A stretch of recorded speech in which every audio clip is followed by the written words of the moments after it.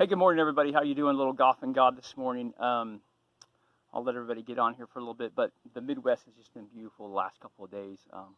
80-degree afternoons, super cool mornings, sleeping great. So I hope the weather is good for y'all wherever you're at, and hope things are good. Hope your weekend was good. We had a great couple of shows. Super inspired by a venue out in Garden City, Loving's Moon, and we talked with Rodney before as we were setting up, and we walked in the door, and the place is just immaculate, beautiful, and you know that restaurants and bars are just a few of the businesses that have really been hurt by COVID.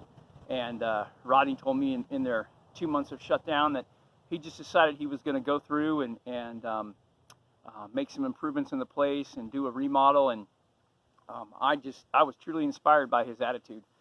He could have bitched and moaned and complained, and he didn't. And super inspired by what they did, and they've got a beautiful facility, and I know they're going to be blessed as things start to open back up. So anyways, just thought I would share that with you, because it's kind of neat to see people's attitude as we go through there. So welcome this morning to Golf and God. If you don't golf, that's okay. Golf for me is a way that I get to be in touch with nature, and it's just beautiful. The course is beautiful. It's quiet. You get to spend some time, and nature's truly God's creation, and you get to spend some time with Him in that. So that's really the importance for me of golf and just being able to do this. And I want you all to understand that what we talk about these mornings, these are things that I'm dealing with. These are things in my life, and some of you can relate to them today, and some of them you'll relate to months down the road when you rewatch this. So just know that I'm coming from a heart of imperfection and a little bit of humblingness here, that I'm sharing something that's kind of personal with you, and as we go through there. On that note, please remember to share this podcast, this video cast. Many people just listen to it going down the road, and if they see it on your Facebook page or your Instagram page, a lot of people are hesitant, scared, shy away from going into church. But if they see this on your page and your social media links, the likelihood that they'll click on it is very good, and we can spread some love and we can spread some hope in the world. That's really what it's all about. And today's topic is super. Man, we all need it, and I definitely needed it last week. Let me give you a little background on my week. Actually, this show, Golf and God, was attacked last week, and to the point where it really put a kink in what I do, what I say, and how I do it.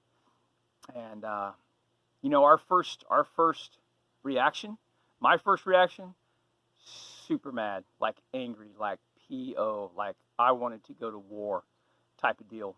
And then my next gut reaction is I'm a rebel by nature. You tell me that I can't do something, and I'm going to find a way to do it, just to spite you. The chip on my shoulder kind of person. That's kind of how I am by nature.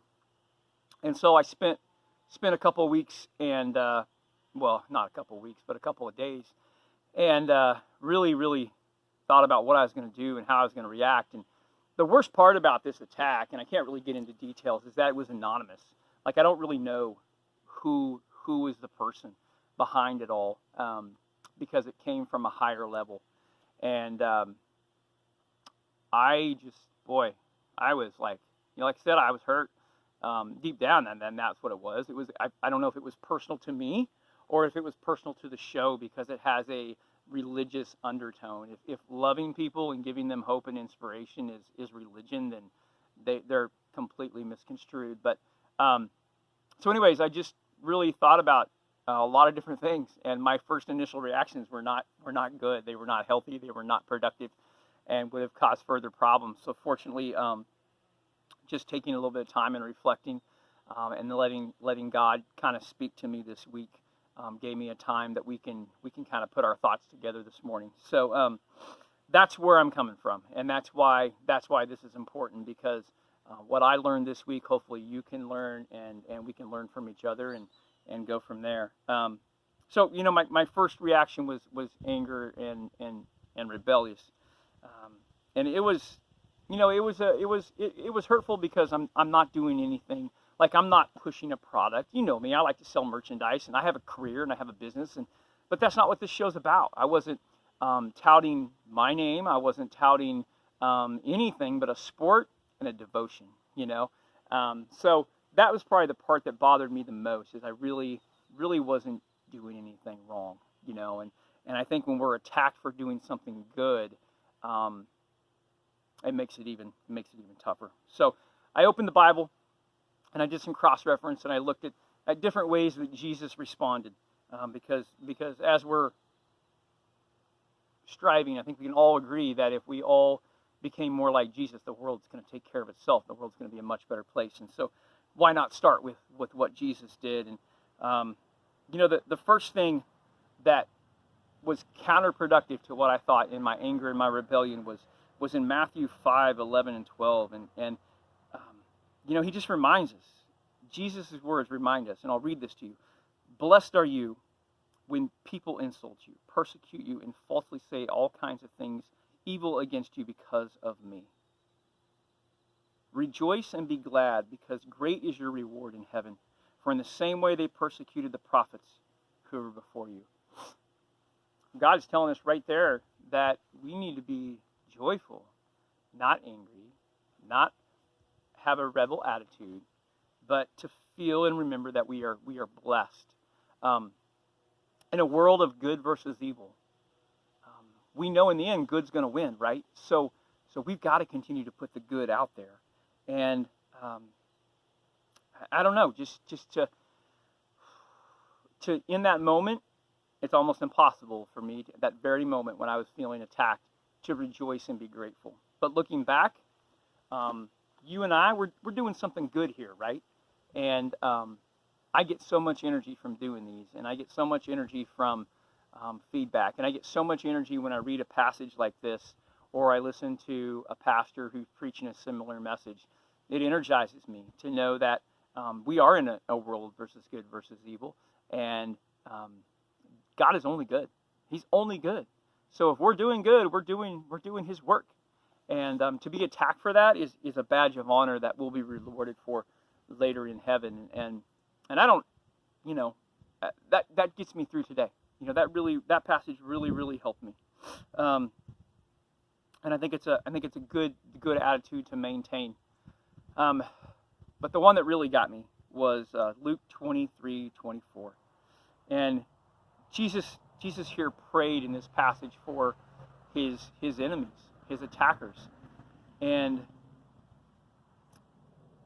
through early adulthood and through my life, I've always heard elders, people much more mature than I was with their attitude and their prayer life and their spiritual life, remind us that, hey, we don't really know where they're coming from. We don't really know what's going on in their life. And there's this phrase, and this is not from the Bible, this is from counselors and therapists: hurt people hurt. Man, if everything's good in your life and you're happy and your life is right on track and everything's going good, the last thing that's ever going to come out of your mouth is something hateful to someone and hurtful. But if things are bad and you're hurting inside and you've been hurt, and for years and years and years you've bottled that up, that is your new outward expression.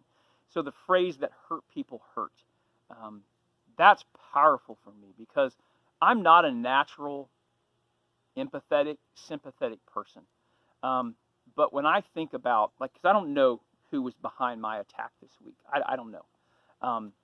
But I know that if they had enough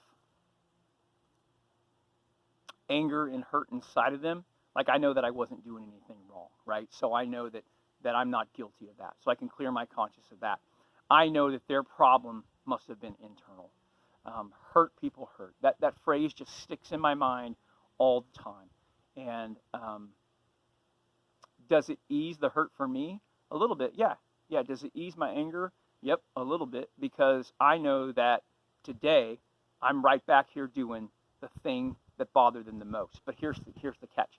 They watched it. They saw it. So they watched episode 9 of Goff and God. They know what I'm doing, which means they heard some good, and they heard some wisdom from this Bible. And that right there, my enemies, my attackers, they continue to watch this, that's spectacular news. That's fantastic news, because they're hearing something from the Bible.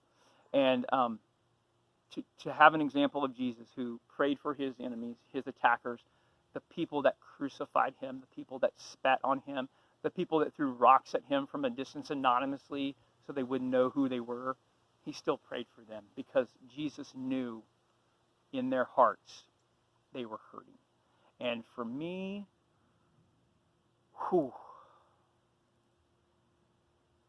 there's nothing more humbling to know that people are hurting and they need our help. And this is a way. Whatever your talents are, whatever your gifts are, those are a way for you to help hurting people. And we have nothing better than the example of Jesus to know that. So that's why it's important to share these messages, because, again, I hear it time and time and time again. I'm regularly attend when I can, but there are millions of people who will not walk in the door of a church for fear of judgment, whatever. Maybe they've had a bad experience, or they just believe that evil is everywhere. They won't walk in the door of a church, but they will watch videocasts and podcasts like this and live streams. So that's why it's important for you to just do something simple like share, hit that share button and this copy link button, and just give people the opportunity to hear a message of, hey, when you're attacked, this is how you should respond, and this is why. Blessed are those who are insulted for his name. That's just so powerful and so inspiring for me, and especially when you're a guy like me who, and I'm not a people person by nature. I'm an entertainer, but I'm easily offended. I'm easily bothered. I'm sometimes hard to get along with, and a lot of times that comes with just not knowing where that other person is coming from, and the hurt and the life experience that they have going on in their life. And I think it's really important for us to remember that hurt people hurt. That phrase just sticks so hard. It doesn't mean you continue to let them hurt you, especially if it's something physical or an emotional or a mental abuse where it's just beating you down. It doesn't mean you stick around. It doesn't mean you stick around. But you do pray for them. You do love them. You do show them compassion, because they've obviously experienced something in their life that they haven't been able to deal with. And I'm grateful today that you've joined us, and it is a beautiful morning. It is a beautiful morning. I can't wait to golf this week. If you're not out in nature this week and you have the ability, go do it. And if you don't have the ability, phone a friend. Find a way to spend some time out in nature. And man, just super blessed that even though this event that happened with me this week or last week wasn't necessarily what I expected, what I wanted, it's always good to be reminded from here in the Bible and from Jesus' words himself how we should handle that. And I don't know, we all learn from each other, right? I learn from people, and I just want to share it with you. So thanks for joining us this morning. Man, have a great week. And South Dakota, we will be there this weekend, and hope to see you there. And let's get together and have some fun. I appreciate you all. Thank you. Have a good day.